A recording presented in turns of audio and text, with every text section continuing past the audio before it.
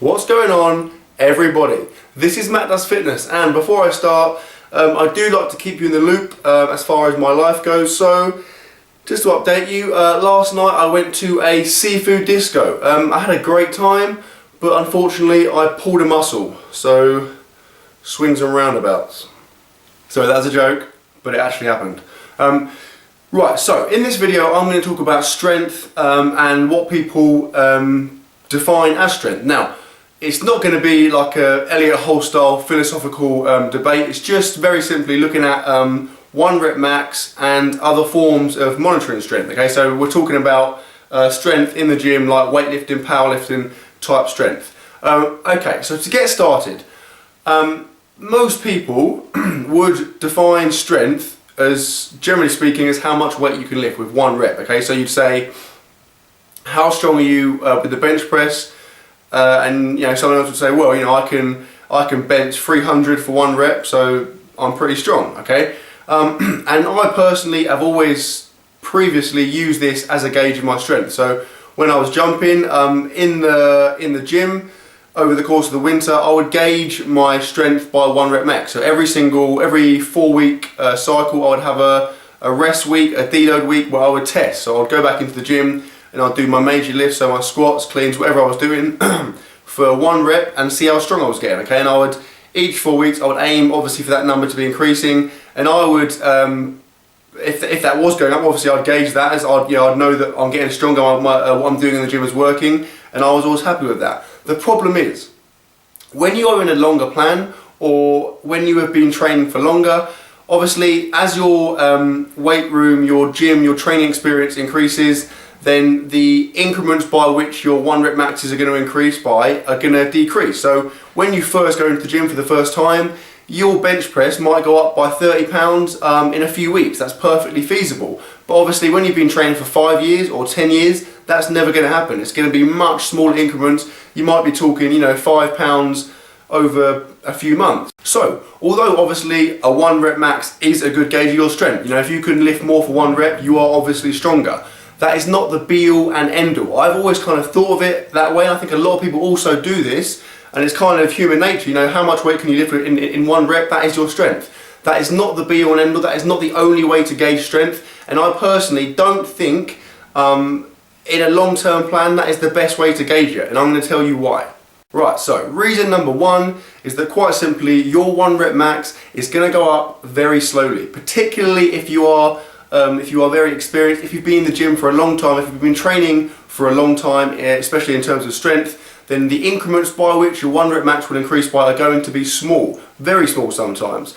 Sometimes, minuscule, and might not go up at all for long periods of time. This is not a reflection of poor training, it's just, anatomy and physiology. Unless you are on drugs, you are obviously restricted by what the human body can take and adapt to, and the rate at which the rate by which it can progress. And so that's the way it's going to be. So for example, if your bench press, if you can do a 1 rep max to 300 pounds, you might do a 4-week cycle, go back into the gym, retest it, and you might only be at 300 again, or maybe 302.05, 302.5, or possibly 305. But the point is, it's only going to go up by small increments. And so if you are constantly trying to test your 1 rep max, then after a while you're going to get downhearted, you're going to get kind of demoralised because it's not going to go up quickly. Sometimes, like I said, it won't go up at all.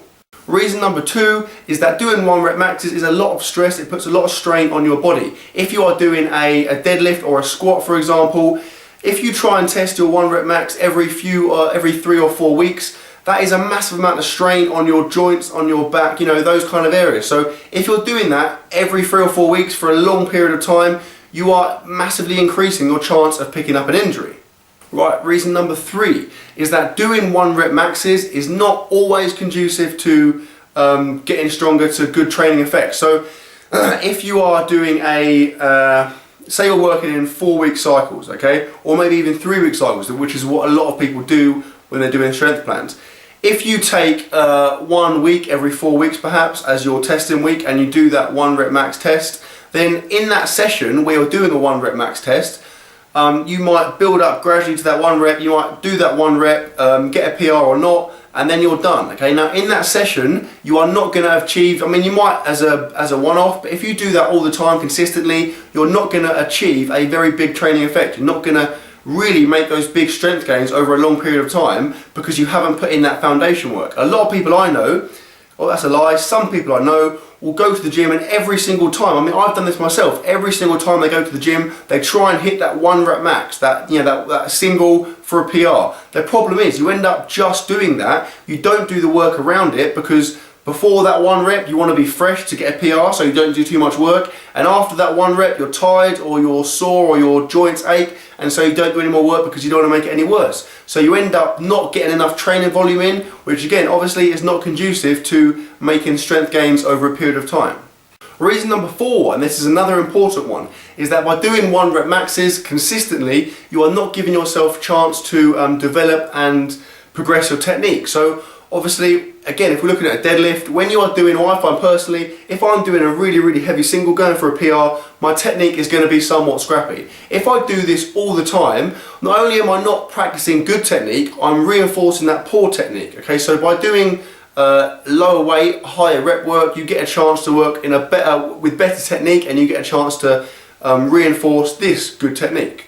And number 5, and my final point as to why I don't think 1 rep maxes are a good way to gauge your strength, is that they did not take into account external factors and, you know, just life really. Obviously, you're not going to be feeling great all the time if you're working, or you have things that are stressing you out, or you have little niggling injuries. You are not going to be in a good position to hit a 1 rep max. If you are going into the gym with a 1 rep max PR as your sole target for the session, then the chances are, in reality, you're not always going to be able to hit it, which again, like I said earlier on, is going to lead to disappointment. It's going to lead to a feeling of failure, and that is not great in terms of motivation and in terms of consistency and continuity of training, which is what you need to increase your strength. Now, with all that said, don't get me wrong. In terms of strength and training, there is no better feeling than hitting that 1 rep max PR. It's a fantastic feeling, and it really gives you, that is kind of the reward for all of the work you've put in, obviously. And when it comes to a competition, that is what you're gauged by. You are gauged by what you can lift for 1 rep. However, what I'm saying is that it is not the be-all and end-all. It is not the only way you should gauge your training. Okay, a far more realistic and sustainable way of gauging your strength improvements over a period of time, in my opinion, is to do rep PRs. Go for rep PRs. So what I mean by this is, let's say you can bench press 220 pounds for 7 reps.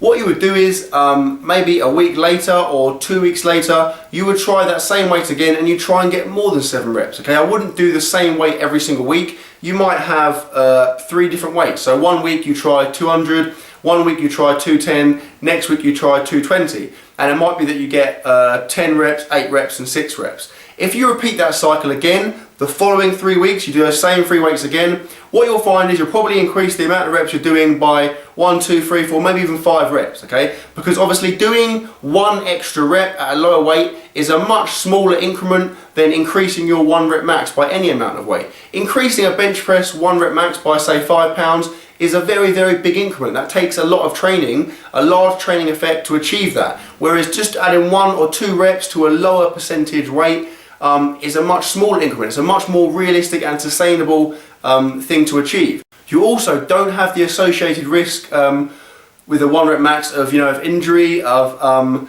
losing that training effect, of the massive, you know, disappointment if you don't hit it.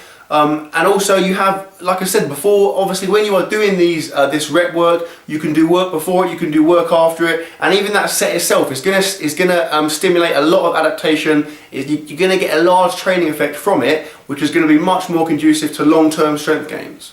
So what I'm saying is, do not disregard 1 rep max completely. However, do not think that is the only way you can gauge strength. You need to get a middle ground. So what I would suggest is, every so often, perhaps maybe every 12 weeks, every few months, depending on any kind of competition cycle you're doing or the way your training and life is structured, that's when you want to hit a 1 rep max. When you've had a real big chunk of training, a long period of time has gone by, that's when you want to hit a 1 rep max. Do not try and hit them too frequently, because you are setting yourself up to fail. good alternatives, like I said, a good alternative is to try and get rep PRs. Rep PRs you can do consistently. You can hit rep PRs every single week for a long period of time, and then you can throw in your one rep max testing. That way you're much more likely to be successful. You're going to get more training effect from the other work you've done, and that's going to make it makes it more exciting as well. If you try and do one rep maxes, your one rep PRs, you know, big singles every single time, after a while you lose that excitement and you need more and more to get excited about training. If you save them for like a, you know, a one-off or a kind of a rare occasion, it makes it all that better when you really hit one, and it makes it feel more like a competition, and you get the competition, the adrenaline effect. And that is all I've got to say about that. So I hope you found it enjoyable. I hope you found it informative. If you did, please press like. Please share, comment and subscribe as always, and I will see you tomorrow.